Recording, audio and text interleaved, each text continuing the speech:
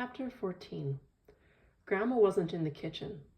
That was lucky because Marcy just tromped right in. I had to call her back to the doorway. "We have to take our shoes off," I whispered. I'd forgotten the shoe rule a few times when I first got there, and Grandma had asked me, did I think I was in a barn? I wanted Grandma to see that I wasn't letting Marcy treat her kitchen like a barn either. Marcy stepped on the heels of her shoes to get them off, then sent them skittering up against the wall. I was straightening them out when I heard Grandma's heavy step coming down the hall. She'd stopped just inside the kitchen door and looked back and forth at Marcy and me. Marcy stood there staring at me and waiting. I knew she was expecting me to go ahead and ask about the cookies, but the look on Grandma's face stopped me. I opened my mouth to speak a few times, but nothing came out. I probably looked good and silly, like Sheila's goldfish, who spends his days opening and closing his mouth for no good reason as far as I know. Ellie wants to know if we can make some cookies. I don't know who was more surprised, me or Grandma. We both turned to Marcy at the same time. "What?" Grandma said. I kept right on imitating Sheila's goldfish. "Cookies. Me and Ellie were wondering if we could make some." Grandma frowned. "Oh, sorry," Marcy said quickly. "I meant Ellie and I.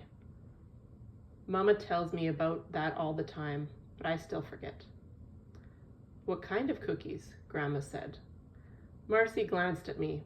If she was looking for a suggestion, she didn't get one. "I like oatmeal raisin," she said. "They're my favorite." Grandma frowned again. "Roger doesn't like raisins," she said. "We will make sugar cookies." "Okay," Marcy said. She clapped her hands. Sugar cookies are yummy too. Don't you just love them, Ellie?" "Don't you, Ellie? Don't you?" Marcy repeated before I could even answer. She skipped around the room. I saw Grandma's forehead crease, but I couldn't think of a way to tell Marcy she shouldn't be skipping in the kitchen. I couldn't remember the reason for it. "Yes," I said finally, "sugar cookies are good." I hoped I hadn't jinxed it. Sheila says that you have to be careful when something good is going to happen. She says that if you're too happy about it, that might keep it from happening at all. Daddy says that's silly superstition, but I don't like to take any chances just in case. But everything was okay. We helped beat the shortening and sugar, and then we added the eggs while Grandma mixed up the dry ingredients and measured the milk. Once the cookie dough was ready, Marcy rolled it into balls and I pressed the balls down on the cookie sheets with a glass that had been dipped in sugar. The recipe made 63 cookies, and you wouldn't believe how good the kitchen smelled when they were baking. That was nothing compared to the taste though. We all had one when they were still warm from the oven. Even Grandma.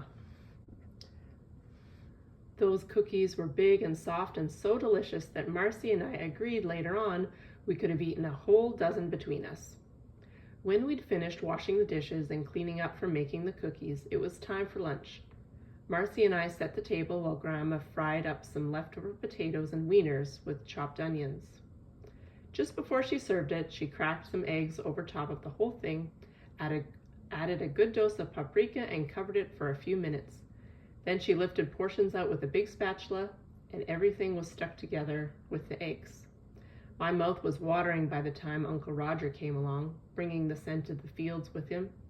He washed his hands at the sink and sat down at the table. "Something sure smells good in here," he said, right after he'd said grace. "Is it you two girls?"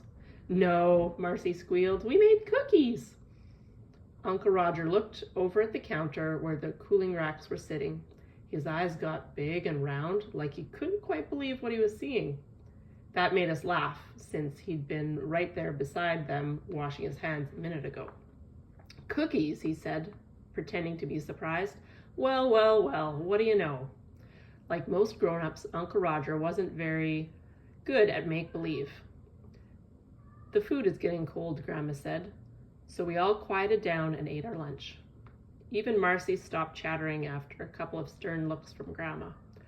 All you could hear after that was the kitchen clock and the sounds of our forks scraping along the plates. The Food was real good, even though it was leftovers. I didn't like to admit it, but it tasted better than when Daddy makes potatoes and wieners. But at least when I eat with Daddy, we talk to each other instead of just listening to the sounds our forks make. In this chapter, Ellie and Marcy make cookies with Grandma. Write 3 to 5 sentences about a memory you have of helping in the kitchen, maybe making cookies or something else. So write 3 to 5 sentences, then share your sentences with a partner.